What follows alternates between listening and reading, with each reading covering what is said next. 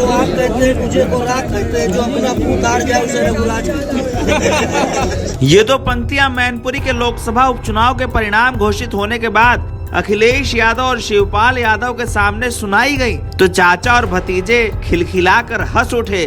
कहा जाने दो, छोड़ दो उसे। ये हाल उन रघुराज शाक्य का था जो मैनपुरी की लोकसभा सीट से अपने आप को मुलायम का चेला बताकर बीजेपी के टिकट से चुनाव लड़ने आए थे। मैनपुरी की सीट पर रघुराज शाक्य की दावेदारी के बाद अब चुनाव के परिणाम घोषित हुए हैं। हालत ये है कि रघुराज शाक्य चुनाव तो हारे, उस बूथ पर भी हारे जिस बूथ से उनका खुद का ताल्लुक था। अपने गांव के बूथ तक हार जाने वाले रघुराज शाक्य फिलहाल मीडिया के सामने नहीं आए हैं। रघुराज शाक्य के हार पर समाजवादी पार्टी के लोगों ने खूब मजे लिए हैं। अखिलेश यादव के सामने पढ़ी गई ये शायरी उसका एक उदाहरण है। तो आग कहते हैं, तुझे को राख कहते हैं, जो अपना मुंह तार जाए उसे रघुराज कहते हैं। मैनपुरी के लोकसभा उपचुनाव में डिंपल यादव ने रघुराज शाक्य को 2,88,000 से अधिक वोटों से हराया है। ये जीत डिंपल यादव की लैंडस्लाइड विक्ट्री कही जा रही है। डिंपल यादव ने इसका श्रेय पार्टी के कार्यकर्ताओं और अपने ससुर मुलायम सिंह यादव की पुरानी स्मृतियों को दिया है। लेकिन रघुराज शाक्य की हार जिस तरह से हुई है उसे देखकर बीजेपी को एक बड़ी समीक्षा की जरूरत जरूर है। जिन रघुराज शाक्य के लिए बीजेपी ये कह रही थी कि जनता उन्हें वोट देकर सैफई में ही समाजवादी पार्टी को समाप्तवादी पार्टी बना देगी, वही रघुराज शाक्य मुलायम का गांव छोड़िए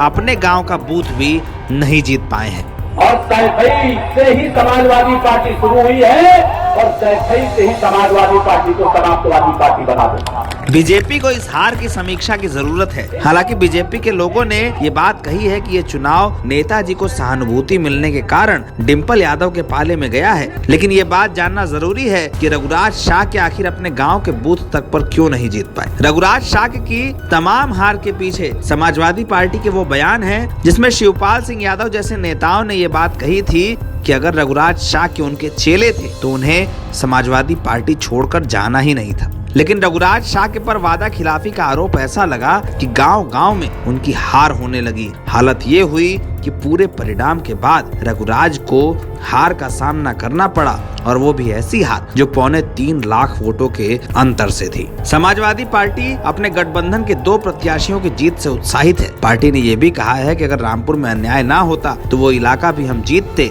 पार्टी ने ये भी कहा है कि ये जो जीत हुई है वो मुलायम सिंह यादव को श्रद्धांजलि है, लेकिन बीजेपी को ये सोचना होगा कि उसने प्रत्याशी के चयन में मैनपुरी में गलती क्यों की। हो सकता है डिंपल यादव को सहानुभूति के वोट मिले हों, लेकिन सहानुभूति के वोटों का अंतर 3.25 लाख होगा। शायद बीजेपी ने भी ये बात नहीं सोची थी। नवभारत टाइम्स ऑनलाइन की रिपोर्ट।